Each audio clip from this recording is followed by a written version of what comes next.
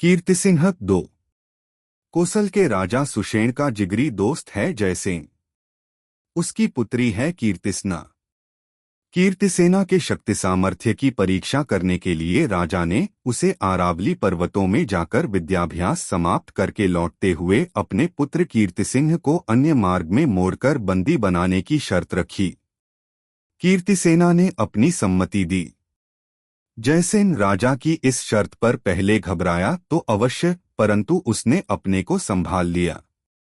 उसने अपनी पुत्री को राजा की इस शर्त का गूढ़ार्थ समझाया तथा अपने पूर्वजों के बारे में विवरण दिया।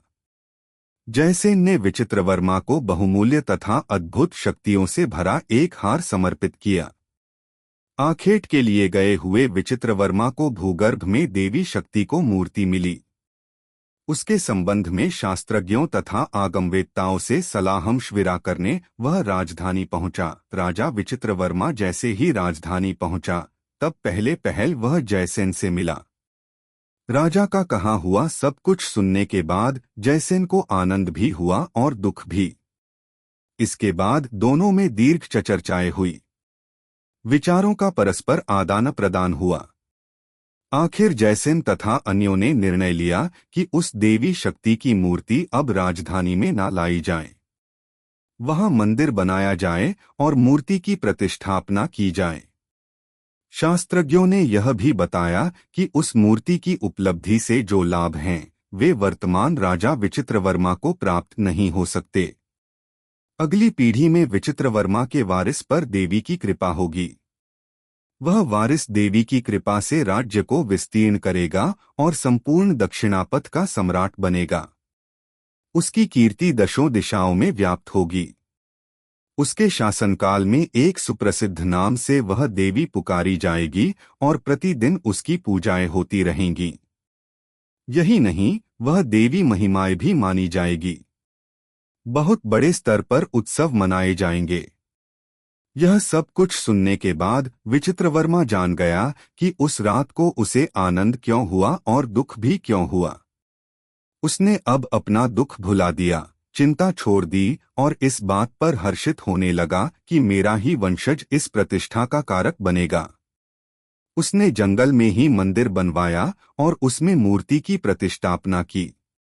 किंतु जंगल में जाकर उसकी पूजाएं करने वाला कोई नहीं रहा। कुछ समय बाद लोगों ने उस मंदिर और उस मूर्ति की बात भुला दी। विचित्रवर्मा को लगा कि यह सब कुछ दैवलीला है। अपने ही मन में शक्ति को प्रणाम करता हुआ चुप रह गया। यो कुछ साल गुजर गए। हार के सहयोग से विचित्रवर्मा ने सुचारू रूप से अपना शासन चलाया, नाम कमाया। अपने राज्य में एक दो स्थलों पर भूमि को खुदवाया और उसमें जो निधियां प्राप्त हुई उनसे जनोपयोगी काम करवाए। इससे उसकी ख्याति भी बढ़ी। हार की महिमा के संबंध में जो बात तब तक गुप्त रखी गई थी वह धीरे धीरे प्रकट होती गई। लोग कहने लगे कि राजा विचित्रवर्मा तो अच्छे मानव हैं ही, किंतु उनके बड़प्पन का मूल कारण हार ही है। हार की महिमा की व्याप्ति के साथ साथ कष्टों का आरंभ हुआ। दक्षिणापथ में तब से लेकर अब तक अत्यंत बलशाली तथा शस्य श्यामल देश है कोसल राज्य। कोसल के बाद काम्भोज और नग दक्षिणापथ में बड़े राज्यों में से हैं। ये कोसल की पूर्वी दिशा में हैं। कोसल और नग राज्यों की सीमाओं के जंगलों में ही शक्ति का यह मंदिर है। चक्रादित्य काम्भोज राज्य का राजा था। वह ऐसे तो स्वयं अच्छा राजा था, परंतु असमर्थ था। उसके शासन काल में जनता ने अनेकों कष्ट सहे। वहां की दुखी जनता कोसल राज्य तथा वहां स्थापित सुव्यवस्थित राज्य के बारे में परस्पर कहते रहते थे।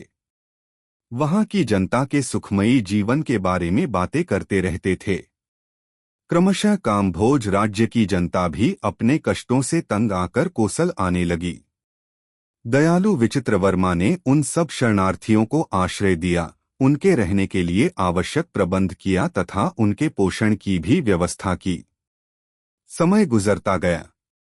विचित्रवर्मा तथा चक्रादित्य भी वृद्ध हो गए।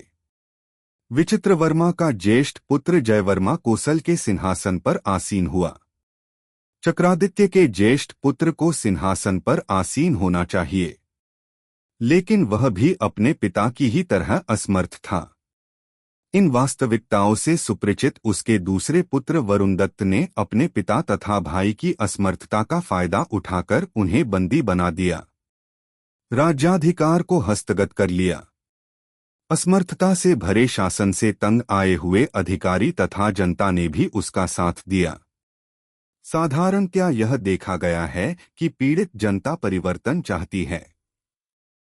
वह यह सोचने के लिए भी तैयार नहीं होती कि इस परिवर्तन से हमारा भला होगा या बुरा। उनमें यह आशा बंधी रहती है कि यह परिवर्तन हमारे लिए अच्छा ही प्रमाणित होगा। अगर अच्छा नहीं भी होगा तो कम से कम पुराने से तो बेहतर ही तो होगा।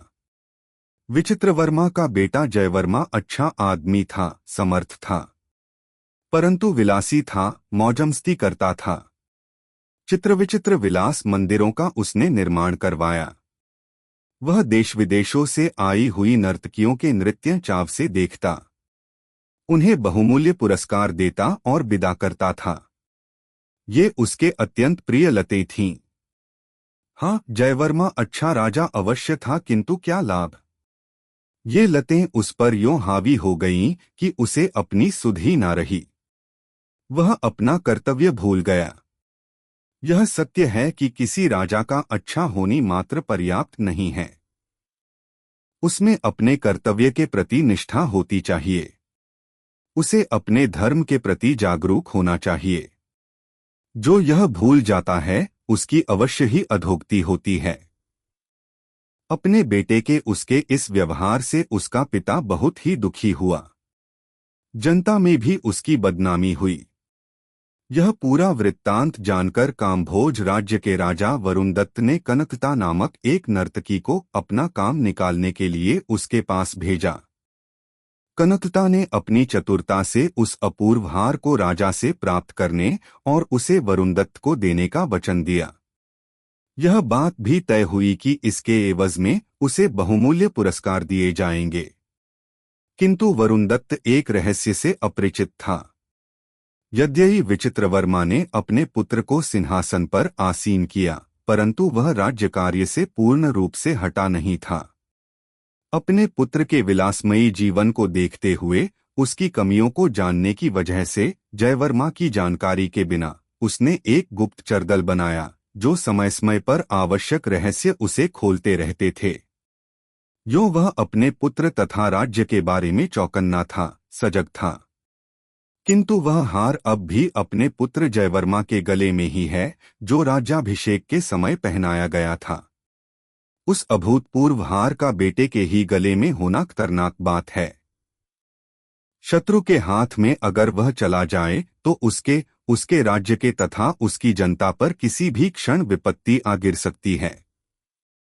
अपने गुमराह बेटे से वह हार कैसे प्राप्त करे, इसी के बारे में वह गंभीर रूप से सोचने लगा। उसने बेटे की हर चर्या पर कड़ी निगरानी रखी। वरुणदत्त की भेजी हुई कनकता ने जिस क्षण कोसल राज्य में प्रवेश किया, उसी क्षण राजा को अपने गुप्तचरों द्वारा यह बात मालूम हो गई। विचित्रवर्मा को संदेह हुआ कि अवश्य ही दाल में कुछ काला है। उन्होंने तहकीकत शुरू की और आखिर वह जान पाया कि कनकता के आगमन के पीछे क्या रहस्य है। यह समाचार पाते ही विचित्रवर्मा चिंतित हो गया और उसने जयसेन से परामर्श किया। दोनों ने मिलकर एक प्रतिव्यूह रचा। क्षणों में हूबहू ऐसा ही दिखने वाला एक हार बनवाया गया। विश्वासपात्र एक व्यक्ति को यह काम सौंपा गया और उसने जयवर्मा के गले का महिमावान असली हार निकाला और नकली हार उसके गले में डाल दिया। इसके बाद कनकता ने अपने नृत्यों से, अपने हाव भावों से, अपने चातुर्य से राजा को अपने वश में कर लिया, उसे अपना दास बना लिया। आनंदभृत जयवर्मा ने मस्ती में झूमते हुए अपना हार कनकता के गले में डाला और उसी रात वह उस हार को लेकर उस राज्य से रफू चक्कर हो गई। कनकता का षड्यंत्र जानकर जयवर्मा तुरंत ही अपने पिता के पास दौड़ा दौड़ा गया। उस समय विचित्रवर्मा जयसेना के साथ शतरंज खेल रहा था। चूंकि जयसेन मात्र वहां था, इसलिए जयवर्मा ने अपने पिता से अपनी गलती बताई। उसने उनसे प्रार्थना की कि कैसे भी हो वह हार पुनः प्राप्त करने का उपाय बताएं। पूरा सुनने के बाद गहरी सांस लेते हुए विचित्रवर्मा ने अपने पुत्र से कहा, अगर वह हार अपने वंशजों को छोड़कर किसी के हाथ लग जाए तो उसका प्रभाव समाप्त हो जाएगा, उसकी महिमा चली जाएगी। इसलिए अच्छा यही है कि उसके बारे में हम भूल जाएं। उसकी बातें सुनकर जयवर्मा के साथ साथ जयसेन भी चकित हुआ। पिता की बातों से जयवर्मा को थोड़ी तसल्ली जरूर हुई, पर हार को खो देने के दुख में वह कुछ कहने जाने लगा। विचित्रवर्मा ने अपने बेटे को टोकते हुए कहा, रसिक प्रिय राजा को अपने कलाभिमान के द्वारा कलाकारों को संतुष्ट अवश्य करना चाहिए, लेकिन उनके पीछे पागल होना नहीं चाहिए। उसे तो प्रजा के सुख दुखों पर अपनी दृष्टि केंद्रित करनी चाहिए। सुखों के पीछे दौड़ना मूर्खता है। कमल के ऊपर की बूंद की मानिंद जो विलास भरा जीवन बिताएगा वही उत्तम राजा बनेगा और कहलाएगा। जयवर्मा दुखी और लज्जित होकर वहां से चला गया। उसके चले जाने के बाद जयसेन को देखते हुए विचित्रवर्मा ने कहा, शायद तुम सोच रहे हो कि मैंने झूठ क्यों कह दिया। जयसेन, मुझे एक बात बताओ, जयवर्मा से हमने उस हार को लेने में क्यों आतुरता दिखाई। जयसेन ने कोई उत्तर नहीं दिया, वह मौन रहा। तब विचित्रवर्मा ने कहा, तुम जानते हो जयसेन, अगर वह हार जयवर्मा के गले में होता तो उस नर्तकी की असलियत खुल जाती। उसे मालूम हो जाता कि वह झूठ बोल रही है और नाटक कर रही है। तब ना ही उसे वह धोखा दे पाती और ना ही हार ले जा पाती। यह रहस्य कामभोज राजा को भी मालूम है, फिर भी उसने हार को चुराने की योजना बनाई। हमने समय पर जयवर्मा के गले से वह हार निकलवाया। यह सब क्यों किया हमने? अपनी बलहीन मनोस्थिति तथा अपने उन्मत्त व्यवहार के कारण जयवर्मा दुर्बल है। उन्मत्त क्रियाओं में क्रियाशील मनुष्य भगवान प्रदत्त बौद्धिक शक्ति को खो देता है। अतीन्द्रिय शक्तियां मनुष्य की सहज मानसिक शक्तियों को पैनी करती हैं, उनमें निखार लाती हैं। अपनी दुर्बलता के कारण इन शक्तियों को वह उपयोग में ले नहीं पाता। वरुणदत्त मूर्ख है, पर इस सत्य को वह जान पाया है। इसीलिए उसने कनकता के द्वारा जयवर्मा को और पंगु बनाना चाहा और हार पाना चाहा। मैंने जो कहा ठीक है या नहीं? जयसेन अपना सर हिलाता हुआ मौन रह गया। विचित्रवर्मा मुस्कुराता हुआ बोला, मैं जानता है कि जयवर्मा पर मुझसे अधिक तुम्हारा वात्सल्य है। जयसेना, शायद तुम सोच रहे हो कि घायल और अपमानित जयवर्मा आगे सावधान रहेगा, उसे हार लौटाया जा सकता है। लेकिन ऐसी बातों में अभिमान से ज्यादा जिम्मेदारी को, विश्वास से अधिक अविश्वास को प्रधानता देनी चाहिए। दुर्बल स्वभाव के जयवर्मा में इस घटना से परिवर्तन आ सकता है या नहीं भी आ सकता है। अगर अब तक वरुणदत्त को पता लग गया हो कि उसे जो हार मिला है वह असली नहीं नकली है और असली हार हमारे ही पास है, तो वह किसी भी प्रकार का निकृष्ट कार्य करने पर तुल जाएगा। यह सब कुछ सोच विचारने के बाद ही मैंने झूठ कहा था। जयवर्मा और वरुणदत्त इसी भुलावे में रहेंगे कि असली हार अपनी महिमा खो चुका है। अब रही हार की बात, अब उसके बारे में मैंने एक दृढ़ निर्णय लिया है। जो भी हो, यह तो निश्चित है कि मेरे वंश में एक महोन्नत व्यक्ति का जन्म होने वाला है। तुमने जो हार पुरस्कार के रूप में प्रदान किया और मैंने इस हार के द्वारा जो अपार संपत्ति प्राप्त की, यह सब उस महोन्नत मेरे वंशज को उपलब्ध हो। महाराज की राजनीति तथा न्याय की आप प्रशंसा करने हुए जयसेन ने केवल अपना सिर हिलाकर अपनी स्वीकृति दी। विचित्रवर्मा ने जैसे कल्पना की थी वैसे ही जयवर्मा से कहीं सारी बातें वरुणदत्त को मालूम हुई। उसने विश्वास कर लिया कि हार की महिमा सचमुच अदृश्य हो गई है। उसे इस बात पर बहुत दुख भी हुआ।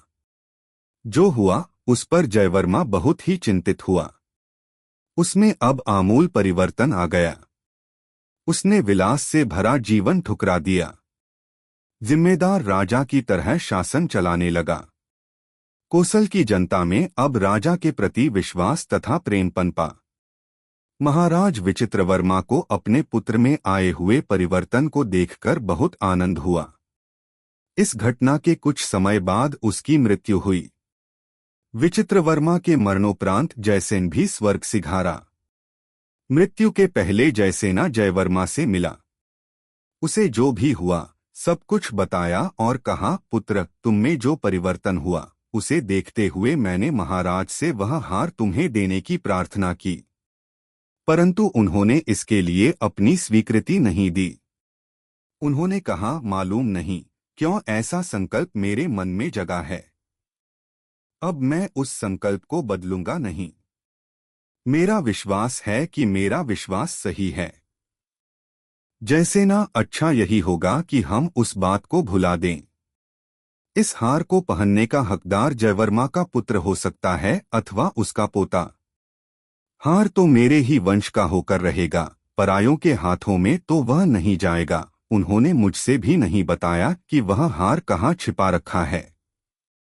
एक पत्र मुझसे लिखवाया और मुझसे कहा कि तुम्हारे मरने के पहले मैं वह पत्र तुम्हें है। लो यह पत्र, कहते हुए जयसेन ने हाथी के दांतों की बनी एक छोटी पेटी उसे दी।